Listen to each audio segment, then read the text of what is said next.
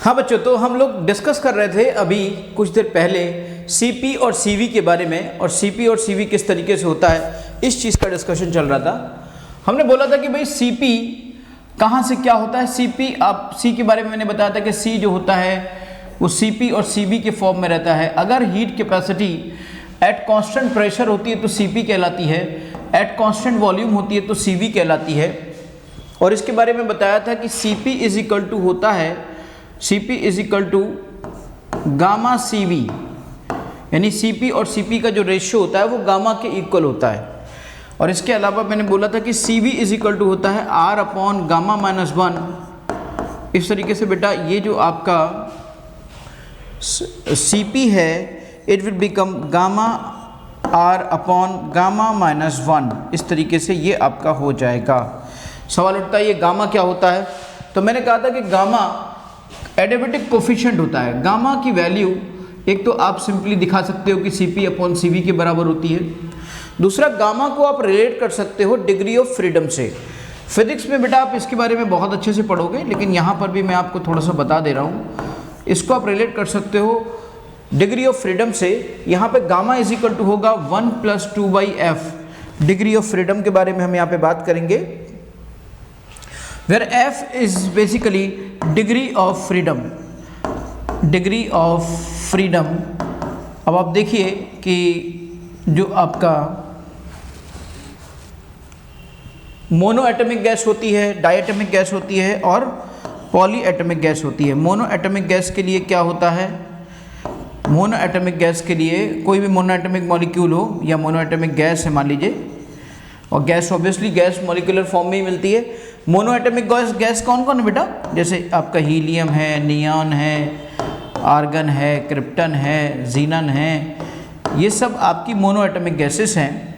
इन mono atomic gas के लिए gamma यानी कि डिग्री ऑफ फ्रीडम की वैल्यू होती है 3।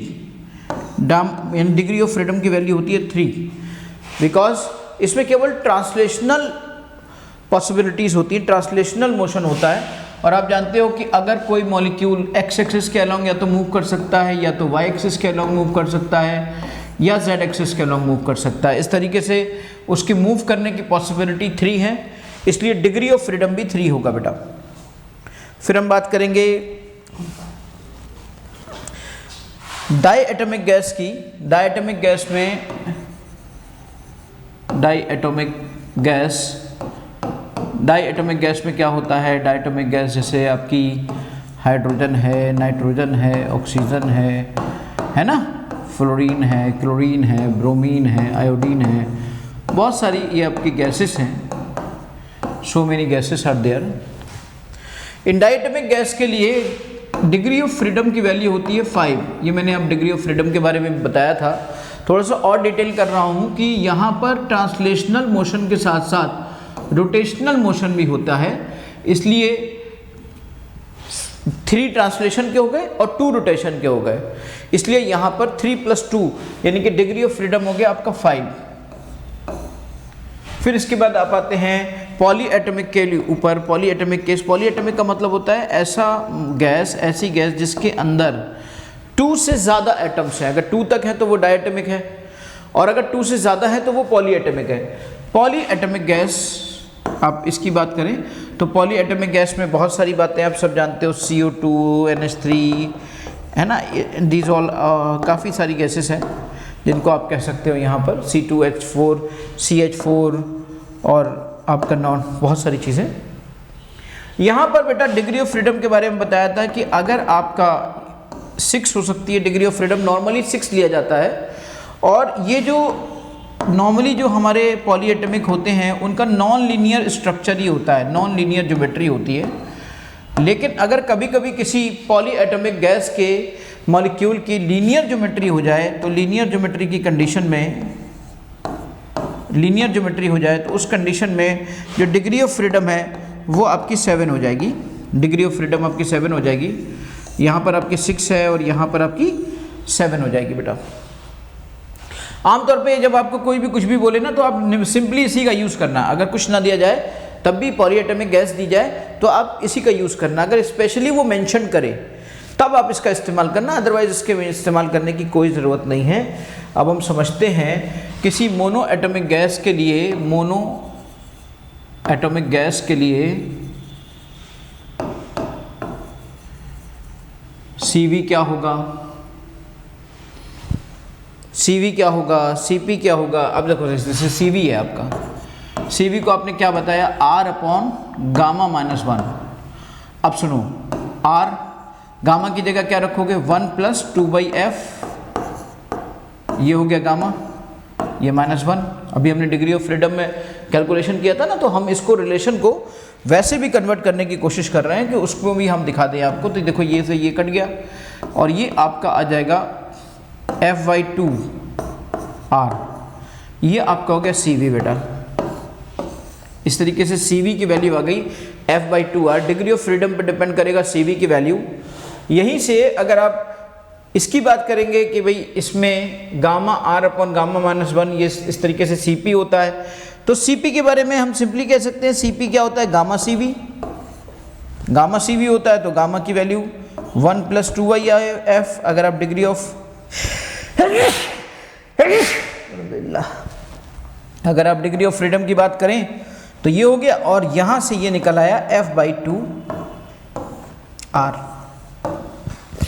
अब आप इसको कैलकुलेट कर लें। इसको जब कैलकुलेट करोगे तो आपको क्या मिलेगा, इसको आपको जब कैलकुलेट करोगे तो CP will be is equal to F+2 divided by F, और उसके अलावा ये आपका आ गया F/2 इंटू R। तो ये सॉरी, ये आपका F से F सब्ट्रैक्ट हो गया, ये बन गया आपका F/2 upon R into CP। तो इस तरीके से बेटा ये CP आ गया। तो हम यहाँ से एक बात कह सकते हैं कि ये बन गया आपका 1 प्लस F/2R, ये आपका CP आ गया।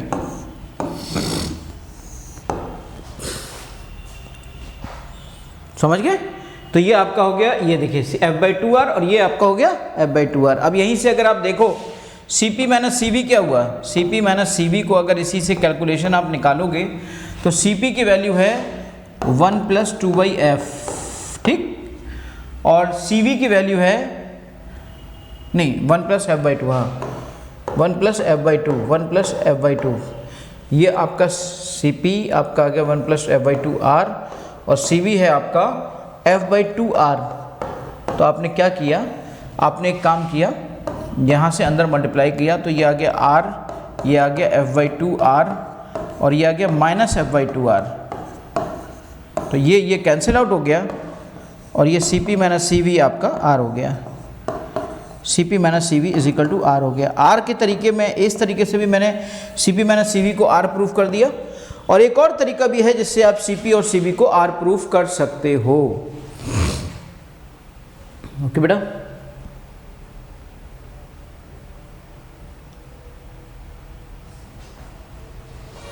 तो यहाँ से आपका CP निकल आया, CV निकल आया, CP माइनस CV निकल आया।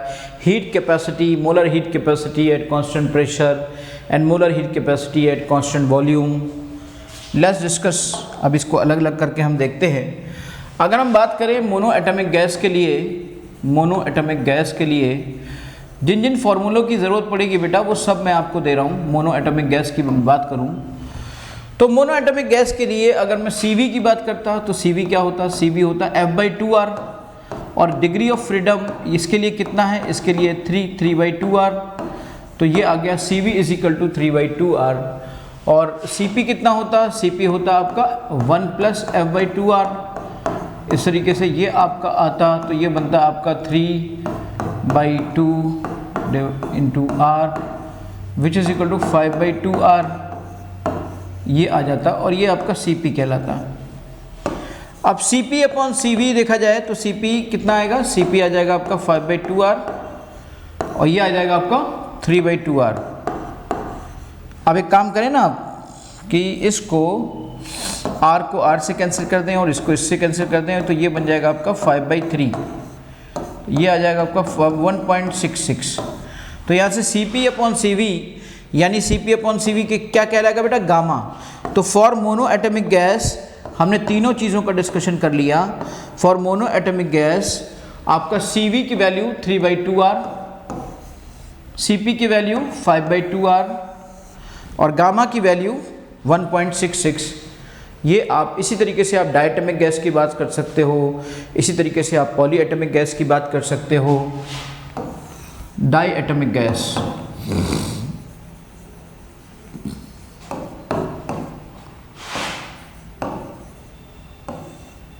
डाई एटॉमिक गैस में मैंने आपको यहाँ पे कह सकता हूँ कि डिग्री ऑफ फ्रीडम जिसकी वैल्यू मैंने यहाँ पे 5 लिखी थी, डिग्री ऑफ फ्रीडम, और आप अगर CV निकालोगे तो CV हो जाएगा 5/2R। देखो ना, CV है F/2R, तो ये हो जाएगा CV। और अगर ये CV हो जाएगा तो CP कितना हो जाएगा? CP हो जाएगा 7/2R। ये ऐड हो जाता है ना, ये आप यहाँ से फॉर्मूले में F की वैल्यू को जब 5 रखोगे तो F की वैल्यू को जब आप 5 रखोगे तो यहाँ पे 5 आएगा, 2 आएगा, 2 5 7 7/2R। इसके बाद यहाँ पर हम इस चीज़ को देख सकते हैं कि अगर ये CP है, ये CV है, और गामा की वैल्यू की बात करें तो CP/CV हो जाएगा। तो गामा यानी कि 7/2R and this is 5/2R and again it become 7/5। 7/5 means 1.4 बेटा। तो यहाँ से आपका डायटोमिक गैस के लिए गामा की वैल्यू 1.4 आ गई। डायटोमिक गैस के लिए गामा की वैल्यू 1.4 आ गई और मोनोएटॉमिक गैस के लिए गामा की वैल्यू 1.66 आ गई। CV की वैल्यू आ गई, CP की वैल्यू आ गई। चलिए हम बात करते हैं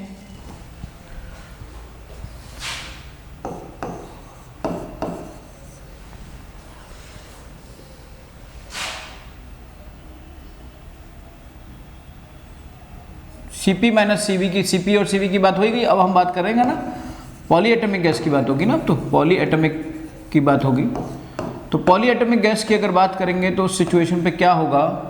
उस सिचुएशन पे डिग्री ऑफ फ्रीडम आपकी 6 आएगी, और जब डिग्री ऑफ फ्रीडम आपकी 6 आएगी तो गामा जो CP होगा वो CP क्या होगा? 1 + F/2R, और जो CV आएगा वो आएगा F/2R। अब इस तरीके से यहाँ पर CP और CV की हम बात करते हैं, डिग्री ऑफ फ्रीडम आपका 6 आता है। यहाँ पर गामा की वैल्यू मैं बात करूँ तो CP/CV ये आएगा गामा। और चलिए इस F/6 की वैल्यू को रखते हैं, तो यहाँ से निकलता है आपका CP which is equal to 1 +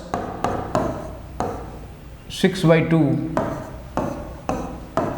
यानी कि 1 2 3 3 + 4R। CP आपका 4R आ गया। CV की बात करें तो this is 6/2R means 3R। तो ये आपका पॉली एटॉमिक गैस के लिए 4R और 3R आया।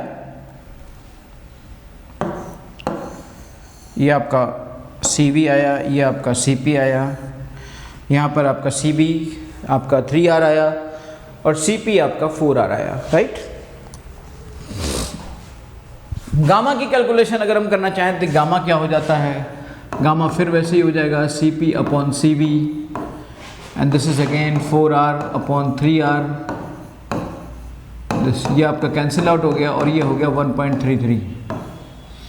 तो गामा इज इक्वल टू हो गया 1.33।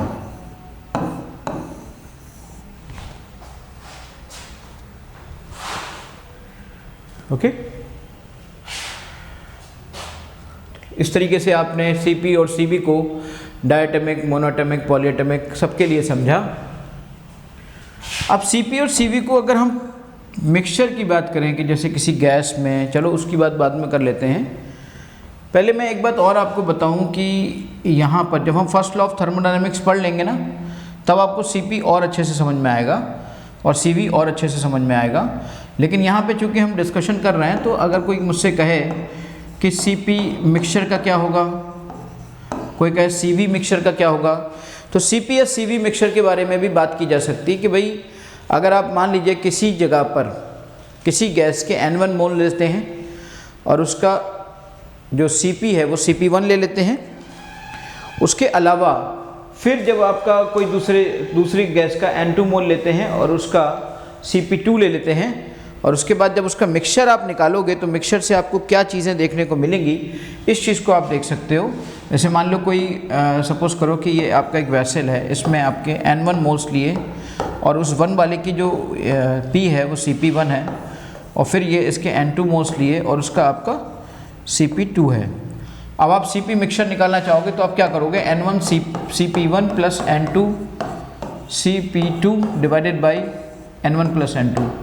अब एक गैस हो या दूसरी गैस हो या तीसरी गैस हो, इससे कोई फ़र्क नहीं पड़ता। अगर 2-3 गैसेस और हुई तो उन सबको भी आप ऐड कर लेना।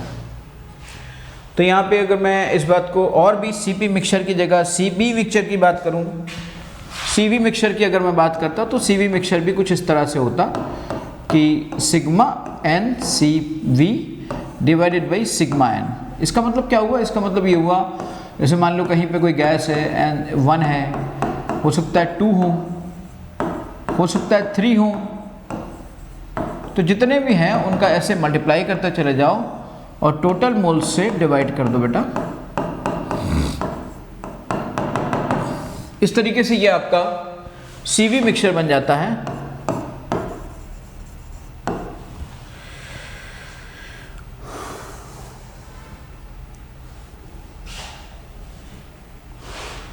अब अगर हम यहाँ पे इन चीज़ों को देखें, Cv मिक्सचर, Cp मिक्सचर, इन चीज़ों को अगर हम देखें ध्यान से, एक बात और यहाँ से निकल सकती है जिसको मैं अगर if we want to discuss, मान लीजिए किरचॉफ इक्वेशन की मैं बात करूँ, किरचॉफ इक्वेशन, यहाँ पे एक किरचॉफ इक्वेशन के बारे में और थोड़ी सी डिस्कशन करूँगा।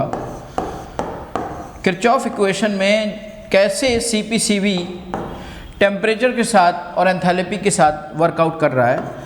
तो अगर डेल्टा Cp कहीं निकालना हो तो आप delta H2 minus delta H1 divided by T2 minus T1 इस तरीके से कर सकते हो। कहीं पर अगर डेल्टा Cv की वैल्यू को आपको कैलकुलेट करना है तो आप वहाँ पर internal energy of 2 minus internal energy of 1 divided by T2 minus T1 की बात कर सकते हो। सवाल उठा कि सर आपने अभी तक एंथैल्पी की बात नहीं करी है, ये डेल्टा H क्या है। मैंने कहा डेल्टा H एंथैल्पी है, डेल्टा H इज एंथैल्पी। तो चलिए इससे पहले कि मैं फर्स्ट लॉ ऑफ थर्मोडायनेमिक्स का डिस्कशन करूं, थोड़ा सा एंथैल्पी का भी डिस्कशन कर लेता हूं ताकि ये कॉन्सेप्ट और भी क्लियर हो जाए। इंटरनल एनर्जी का डिस्कशन तो हम लोग कर ही चुके हैं, अब हम लोग एक काम करते हैं, एंथैल्पी का भी डिस्कशन कर लेते हैं। एंथैल्पी, क्योंकि इसकी मदद से फिर हम फर्स्ट लॉ को और भी अच्छे से समझ पाएंगे। एंथैल्पी क्या है? एंथैल्पी इज बेसिकली बेटा heat content of the system, heat content of the system, heat content of the system. System का हीट कंटेंट है, heat content of the system. अगर मैं इसकी बात करता, H है, H आपका क्या है? H आपका इंटरनल एनर्जी प्लस PV है, इसे आप एंथैल्पी कह सकते हो। लेकिन जैसा कि आप जानते हो कि U की वैल्यू को एब्सोल्युटली कैलकुलेट नहीं किया जा सकता, तो फिर H को भी एब्सोल्युटली कैलकुलेट नहीं किया जा सकता, है ना? Just a minute.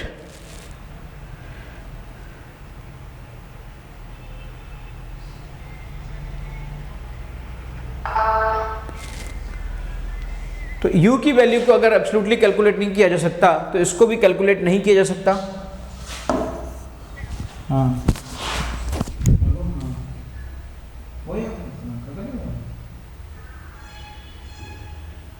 ठीक है, ठीक है।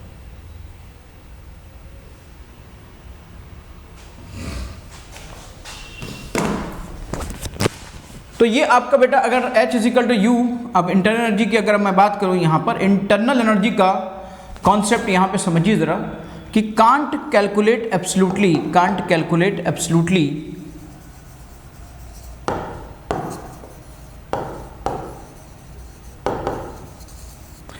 तो ऑब्वियसली कांट कैलकुलेट एब्सोल्युटली।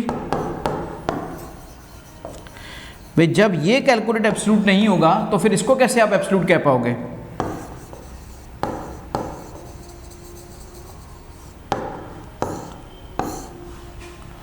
ठीक है ना?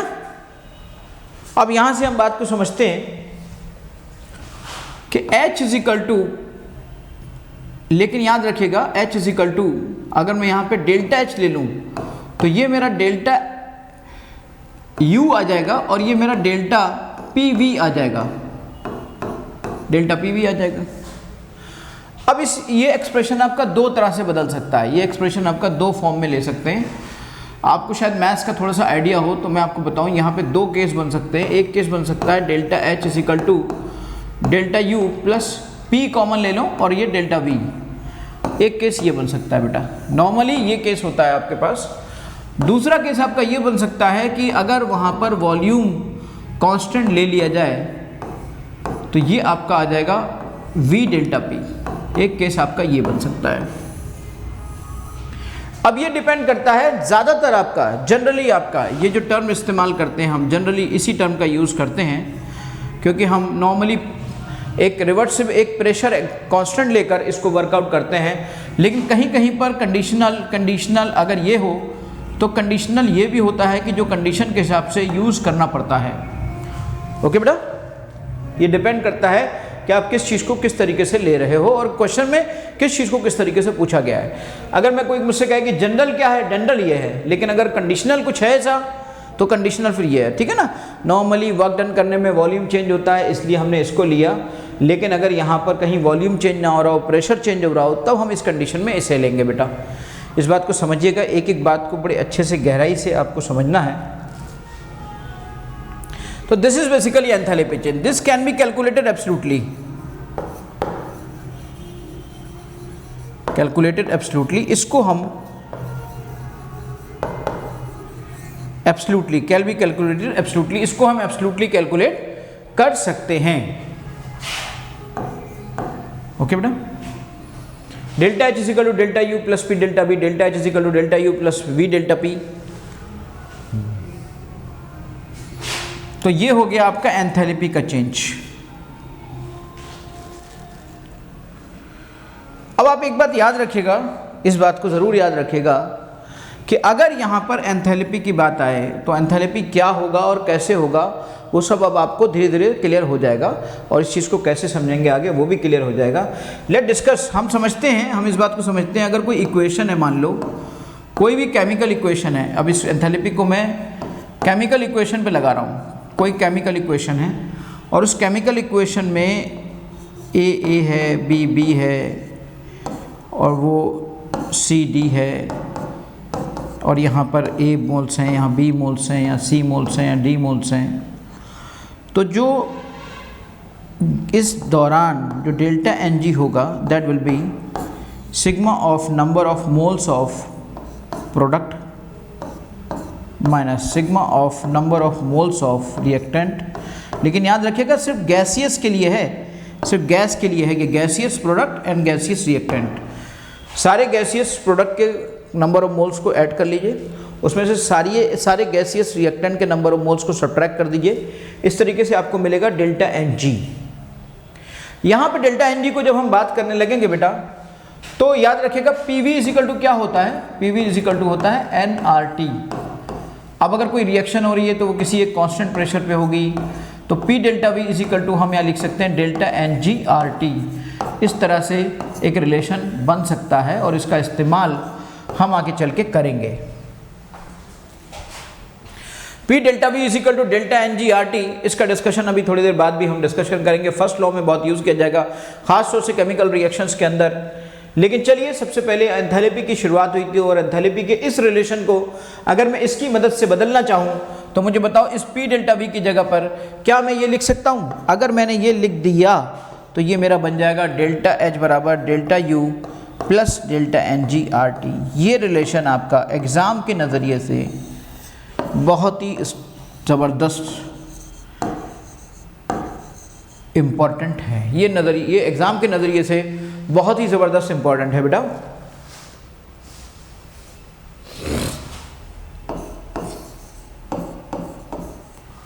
चलिए अब हम आते हैं, अभी तक हमने बेसिक बातों को सभी को समझ लिया। इंटरनल एनर्जी क्या होती है, हीट क्या होती है, कैपेसिटी क्या होती है। अब हम बात करेंगे फर्स्ट लॉ ऑफ थर्मोडायनेमिक्स की, कि फर्स्ट लॉ ऑफ थर्मोडायनेमिक्स कहाँ पर किस तरीके से यूज़ हो सकता है। ओके 25 मिनट 25 45 तो यहाँ तक बात करेंगे।